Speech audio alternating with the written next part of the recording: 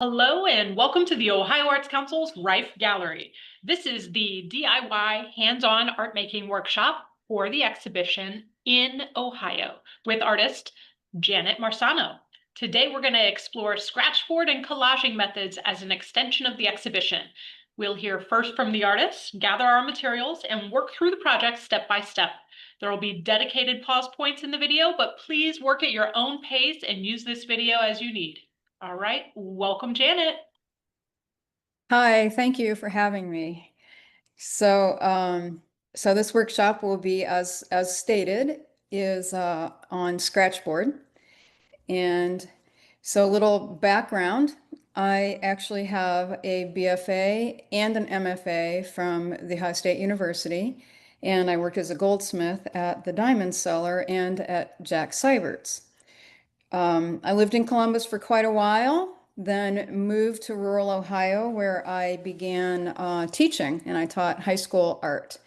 And it was at this time that I started to actually work in scratchboard, kind of late in my teaching. This grew out of working with students. And so my work is made using a lot of times large pieces of scratchboard, and I cut and I layer them. So by cutting them with a jeweler saw or a scroll saw, I then have pieces that I can play around with and manipulate in order to complete a work. I can also color this material with, I typically use Inktense pencils, but it can be colored with ink, watercolor. There are various methods for being able to add some color to the scratchboard. So here's an example of how I might use these elements and move them around in order to finish a piece that I've started. Scratchboard itself is the material that I use is made by Ampersand, and it is a board that is masonite with a layer of clay, a white material, a white clay, and then over that it's sprayed with black ink, and so then you scratch through to reveal the whiteness underneath. So here are a couple of examples of what happens sometimes with that manipulation, where I have these clouds, which I didn't feel worked very well. So then I made another piece that became the curtained area on the drawing then on the right-hand side. My imagery actually comes from personal experiences, and it's narrative in nature. I very much like to hint at a story that we all can get something out of, whether it's humor or you see something dark. But I try to touch on something that is familiar with my viewer. So this is getting into our workshop, and these are some of the materials that you are going to use. Most of these materials can be purchased just from Amazon, and I use a transfer paper, Serral transfer paper, and I use the white, but you can also use the graphite. The scratchboard. For this project, we actually used a 6x6 inch piece of scratchboard. The Copic multi-liners can be used for repairs, and then a makeup brush or just a soft watercolor brush that you can use to dust the residue from the ink as you scratch the board. We also can have a kneaded eraser, which is the number one item there. Number two is a slice tool, and that's a ceramic blade. They last a little longer than your regular number 11 X-Acto or the scalpel, but they do make a wider mark. And then we have some painter's tape, microblading needles or tattoo needles, and the image here shows those types that can come in a packet, and a handle. And the microblading needles you can also get at ampersand, or I'm sorry, at Amazon. So our reference images are from what we are using in this workshop, are images from Edward Gorey.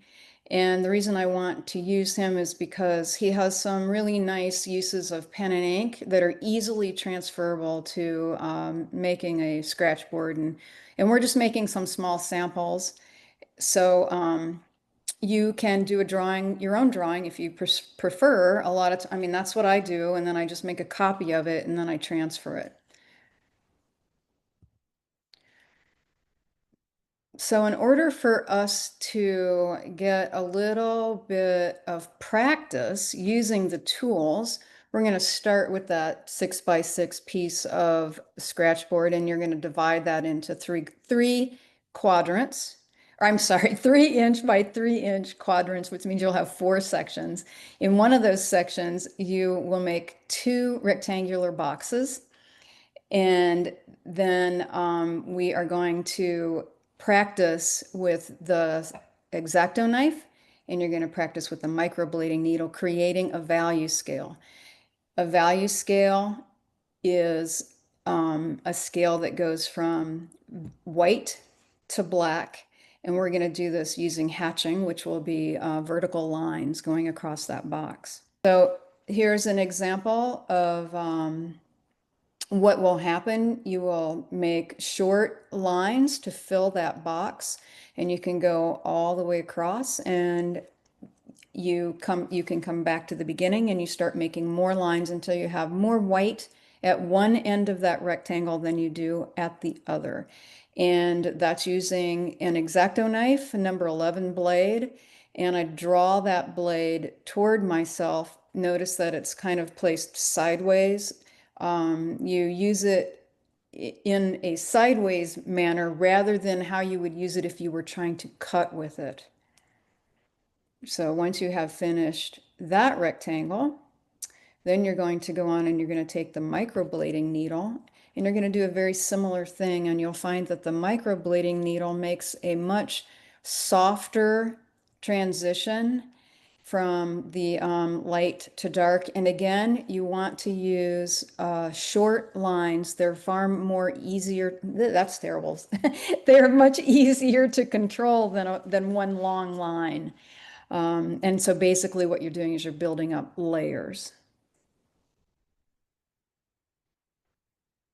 So then, as we get into our process, we are using an image from Edward Gorey. And what I like about these is there's a nice range of light to dark. You've got lots of lines, and you can see how they create some forms of patterns. So you're going to take your little 3x3 square and you're going to tape it in 2 places into one of the corners. And the reason we do 2 places is so that your image doesn't shift while you're trying to transfer it, but you can still lift it up and see where you might have missed.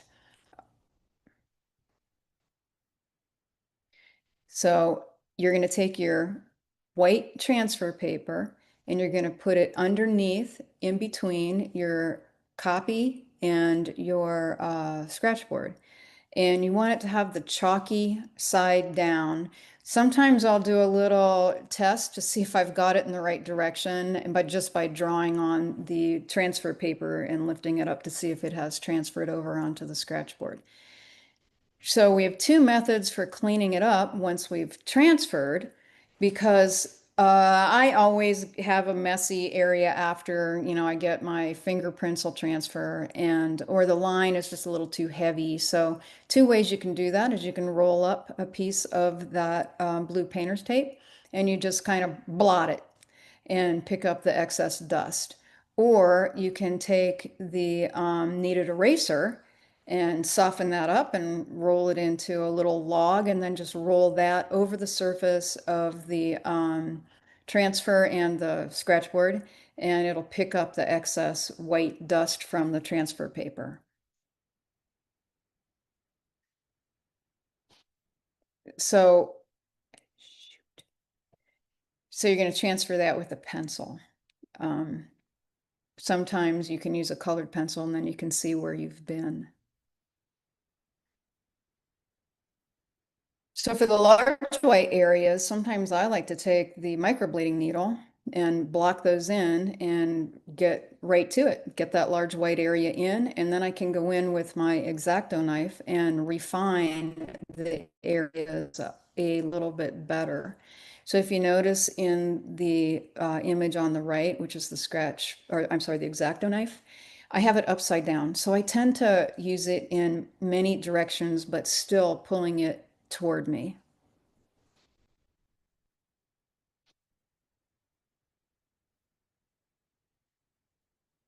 So as you're working on these, you have to remember that the blacks stay black and the whites are what you're going to remove most of the ink or the scratchboard surface to get to the whites. So if you notice, I've left the little print where it says lint that is black. So I'm working in what we would call the negative space around that to keep that area black. And you just build it up. It's just a small, short strokes, and you try to be somewhat gentle. You don't want to dig into your board. So once we've had that completed, once you have your drawing done, you can make sure you brush it off to get all the excess um, residue. And then I spray it with a protective coat of Krylon.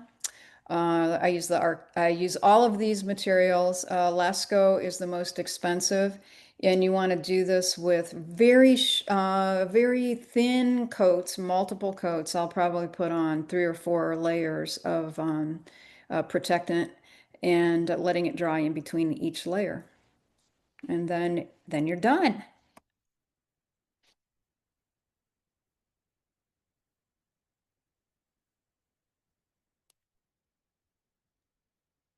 All right.